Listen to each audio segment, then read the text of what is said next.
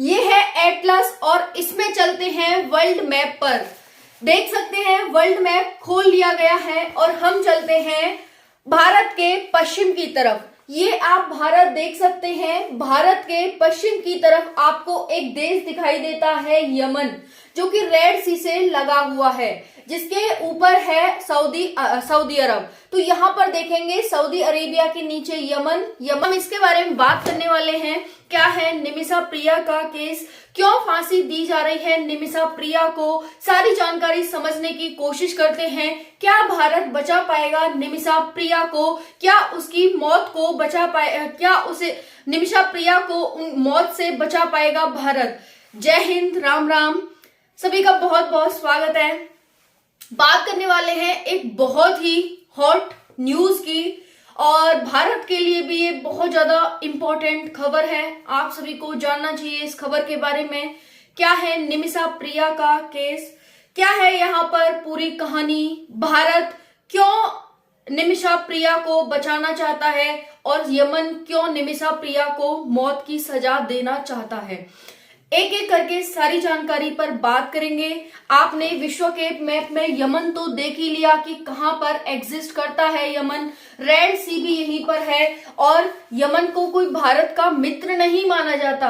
तो भारत का मित्र नहीं है यमन, तो कैसे बचा पाएगा भारत निमिषा प्रिया को, क्योंकि ऑलरेडी विरोधी माना जाता है यमन भारत के जहाजों पर हमेशा ही गोला बारूदी फेंकता रहता है, उन पर अटैक करता रहता है। तो ऐसे में क्या भारत बचा पाएगा निमिषा प्रिया को, सबसे बड़ा क्वेश्चन मार्क है। चलिए समझते हैं, एंड तक बने रहिएगा वीडियो में। अगर वीडियो पसंद आती है तो एक लाइक जरूर करें, चैनल को सब्सक्राइब कर लें। तो देखते हैं क्या भारत निमिषा प्रिया को बचा पाएगा फांसी की सजा से, क्वेश्चन मार्क। तो चलिए देखते हैं, यहां जानने की कोशिश करते हैं। पहले थोड़ी सी जानकारी यमन के बारे में लेते हैं। यमन भारत के पश्चिम में स्थित एक देश है और ये जो देश है आप यहां पर देखेंगे रेड सी से लगा हुआ एक देश है ना, और ये अफ्रीका का एक देश है। चलिए देखते हैं, इसमें हूती और हदी दो तरह की यहाँ पर वो पाई जाती हैं कैटेगरी। हूती और हदी है वो 2/3 हिस्से पर हैं और हूती 1/3 हिस्से पर हैं।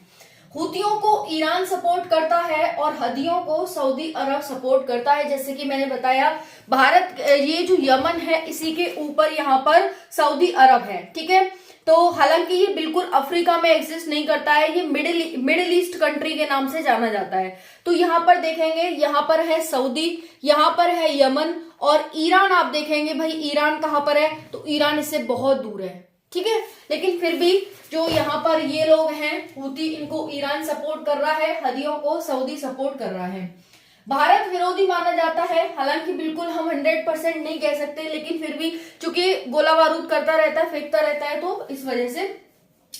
तलाल अब्दो मेहदी कौन है, रेड सी पर गोले फेंकता रहता है, हम यमन, राजधानी इसकी सना है। चलिए देखते हैं भारत के बारे में भी यहाँ पर बात करेंगे। 2 कंट्री हैं और 3 लोग हैं यहाँ पर, उसके बाद बहुत सारे लोग यहाँ पर जुड़ेंगे, सारा आपको पता चलेगा कि क्या कहानी है। यमन के बारे में आपने जान लिया, भारत के बारे में तो आप जानते ही हैं, भारत सबसे प्यारा देश है विश्व का। ओके, भारत की राजधानी नई दिल्ली है। निमिषा प्रिया भारत की ही हैं। 2008-2012 सारी कहानी स्टार्ट करते हैं। निमिषा प्रिया 2008 में यमन जाती हैं, एक नर्स के रूप में काम करती थी ये भारत में। फिर ये 2008 में यमन जाती हैं, वहां जाकर भी ये काम करती हैं। फिर धीरे धीरे अपना बिजनेस क्लिनिक खोल लेती हैं। क्लिनिक में इनका एक व्यक्ति होता है, मतलब एक व्यक्ति होता है जो इनका पार्टनर बनता है। यमन में एक कानून है कि भाई अगर तुम्हें यहाँ किसी अदर कंट्री के पर्सन को बिजनेस करना है तो किसी यहीं के व्यक्ति के हेल्प से ही करना होगा।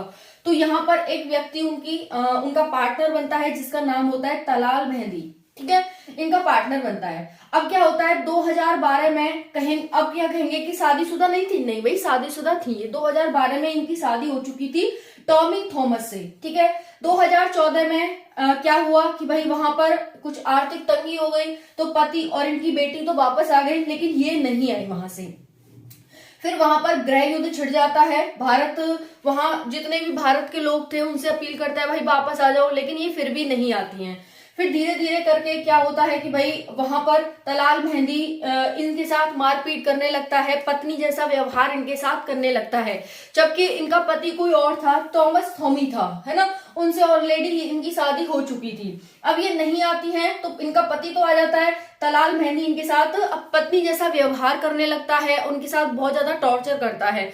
ठीक है, तो यहाँ पर क्या होता है भाई, अगर इनकी इनकम की बात करें तो $1000 पर डे ये कमा लेती थी। $1000 लगभग 80,00,000 रुपए यहाँ पर हो जाते हैं हर दिन, है ना, तो इतने रुपए कमा लेती थी भारत के पैसे के अकॉर्डिंग।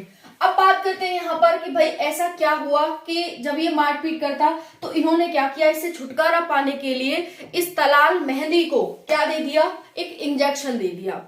इंजेक्शन नींद का दिया था, लेकिन इसकी मौत हो जाती है, ओवरडोज हो जाता है, तो इसकी मौत हो जाती है किसकी, तलाल मेहंदी की। अब जब इसकी मौत हो गई तो भाई मार पिटाई करता था इससे। 2015 में निमिषा भारत आई, भारत में भी इसके साथ भारत की आगे निमिषा के साथ ये तलाल मेहंदी छेड़छाड़ करता था, पत्नी के रूप में इसे मानने लगा, बहुत सारा टॉर्चर करने लगा, नशा का इंजेक्शन दे दिया। 2017 में तलाल मेहंदी की मौत हो जाती है। अब पुलिस इन्वेस्टिगेशन में पाया जाता है कि भाई जो दोषी है वो निमिषा प्रिया ही है, और निमिषा प्रिया के द्वारा ही इसकी मौत की गई है। अब ये निमिषा प्रिया है ना, वो केरल की है। कहाँ की, केरल की रहने वाली ये महिला थी। ठीक है, निमिषा प्रिया भारत के केरल की, पढ़े लिखे साक्षरता में तो सबसे आगे ही, तो भाई ये चली गई वहां पर। अब क्या होता है भाई, सजा में मौत सुनाई जाती है, इन्वेस्टिगेशन होती है, फिर ये दोषी पाई जाती हैं, फिर केस चलता है, फिर ये इन्हें दोषी मान लिया जाता है। राष्ट्रपति के द्वारा भी इन्हें स्वीकार कर ली जाती है कि हाँ भाई मौत की सजा दे दो। अब दीप जोसेफ क्या है कि दीप जोसेफ एक वहीं रह रही महिला है, वो जो सोशल वर्कर हैं, काम करती हैं, तो उनके द्वारा इनकी रिहाई की पूरी कोशिश की जाती है। भारत में इनके पेरेंट्स रहते हैं, निमिषा प्रिया की, उनसे बात की जाती है, क्योंकि यमन में क्या एक कानून है जिसे हम ब्लड मनी के नाम से जानते हैं। ये ब्लड मनी क्या है कि जैसे मान लो कि तलाल मेहंदी की इन्होंने उसकी मौत कर दी, उसकी मौत हो गई, तो उसके घर वाले अगर पैसे लेकर केस को रफा दफा करना चाहेंगे तो उसको कहते हैं हम क्या, ब्लड मनी। ओके, तो फिर क्या हुआ कि ऐसे बात करने की कोशिश की गई, इनके द्वारा भी बहुत सारा वो उठाया गया, पेरेंट्स से बात की कि अगर आप पैसे दे देंगे तो यहाँ पर ये केस रफा दफा हो जाएगा और निमिषा प्रिया बच जाएंगी, है ना। फिर क्या होता है भाई, बहुत ज्यादा पैसे, एक व्यक्ति को मध्यस्थ बनाया जाता है, वो जो बहुत ज्यादा पैसे मांगता है, 32 लाख तो वो मध्यस्थी मांग रहा था कि अगर मैं बात करूं इसके घर वालों से, जो तलाल मेहंदी था, कि भाई पैसे को लेकर के रफा दफा कर दो, तो क्या है कि भाई वहां पर वो बहुत ज्यादा पैसे मांगता है, तो बात नहीं बन पाती है। 1.5-2 करोड़ रुपए उनके घर वाले भी मांग रहे हैं, तो बात नहीं बन पाती है। और इस तरह से अब जो गुहार लगाई जा रही है वो निमिषा प्रिया की, चूंकि वो केरल की हैं और उनके पेरेंट्स यहीं पर रह रहे हैं, तो उनके पेरेंट्स के द्वारा गुहार लगाई जा रही है भारत सरकार से कि आप यहाँ पर उसको, निमिषा प्रिया को बचा लें, क्योंकि भारत ने कई ऐसे काम किए हैं कि विदेशों में फांसी की सजा मिल चुकी है, लेकिन फिर भी भारत ने, अभी जैसे आपने देखा था 8-10 वर्कर थे वहां पर, तो उनको बचाया था। तो अब वैसे ही यहाँ पर अब कोशिश की जा रही है कि भाई निमिषा प्रिया को भी यहाँ बचाया जाए। आपकी बाकी इसमें क्या राय है, आप कमेंट सेक्शन में जरूर बताइएगा। ये है निमिषा प्रिया की पूरी कहानी। क्या भारत इनको बचाने में सक्षम हो पाएगा? भारत के द्वारा भी, क्योंकि विदेश मंत्रालय है और बाकी सभी बात ही कर ही रहे हैं यहाँ पर, वहां पर भी हमारा वो है, काम करता है, ठीक है। तो बाकी इसमें क्या राय है आपकी, कमेंट में जरूर बताइएगा। थैंक यू, जय हिंद। अब देखते हैं आगे क्या होता है, क्या भारत सरकार इनको बचा पाती है, क्या